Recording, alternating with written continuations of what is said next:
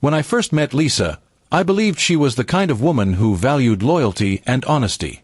We had built our life together over 12 years, from a tiny apartment to a comfortable home that reflected our shared hard work.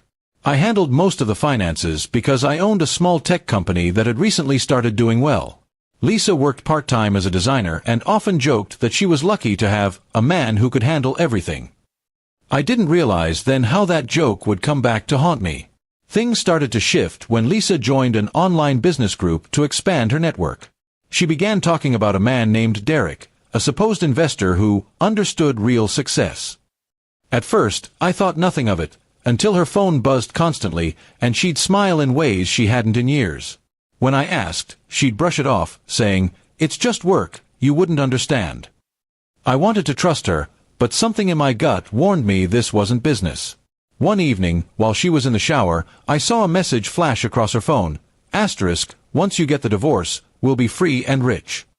Asterisk, my stomach dropped. I scrolled through the thread, messages about transferring property, hidden accounts, and even her plan to take me for everything before leaving. My own wife was plotting with a con artist to drain me dry. I didn't confront her right away. Instead, I began documenting everything, screenshots, emails, and recordings. I also contacted a lawyer and a private investigator to confirm Derek's background. Within a week, I learned he was a known scammer who targeted married women, convincing them to get a divorce and take half their husband's assets, only to vanish once they cashed out. Lisa wasn't just cheating, she was being played herself. I decided to play along. I acted distant, pretending to be clueless and heartbroken, while secretly moving my assets to secure accounts under my company's name. I even created a fake financial statement, showing much less money than we actually had. Meanwhile, I told my lawyer to prepare for what was coming. A few days later, Lisa served me divorce papers at breakfast. She said it with fake tears and trembling hands, "I just don't love you anymore." I nodded quietly, pretending to be crushed. I told her she could have whatever she wanted and walked away, leaving her thinking she had won. She started spending more time with Derek, even flaunting her new freedom online. When the court date came, Lisa was confident. She claimed I had emotional distance, and that she deserved a fair share of everything. Her lawyer presented the fake financial report I'd accidentally left on my desk. She didn't realize it was all part of my plan. My lawyer, calm and prepared, submitted the real documents, showing that Lisa had transferred thousands of dollars to Derek and that she had forged signatures on several company forms. The judge's face darkened immediately. Lisa's confidence shattered as the evidence unfolded. Screenshots of her messages, phone logs, and bank transfers painted a picture of deceit. Derek, the man she thought was her ticket to a rich future, disappeared right after hearing about the investigation. It turned out he'd drained the joint account she'd opened for them and fled the country.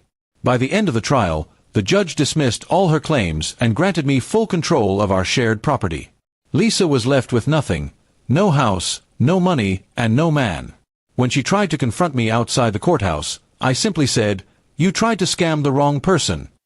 She broke down crying, realizing she'd lost everything to her own greed. Over the next few months, I focused on rebuilding my peace rather than celebrating revenge.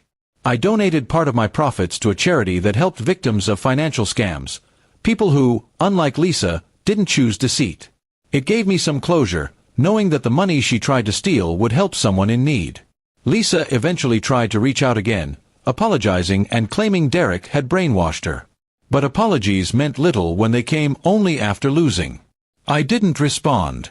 I had already learned that some betrayals don't deserve a second chance. My company continued to grow, and I found myself surrounded by genuine people again. Friends who had quietly supported me during the chaos now became like family. The storm Lisa brought into my life had cleared away everything false and left only truth behind. Sometimes I still think about how close I came to losing everything, not because of money, but because of misplaced trust. Love without loyalty is just a story waiting to collapse, and I had lived through that collapse firsthand. In the end, revenge wasn't about destroying her life, it was about protecting my own and reclaiming my dignity. I didn't have to hurt her. She did that all by herself. I simply stepped aside and let her lies burn down everything she'd built on deceit. And as I stood on my office balcony one evening, watching the sunset after months of chaos, I finally smiled. Not because I'd won, but because I was free. Free from betrayal, manipulation, and the woman who tried to con the wrong man.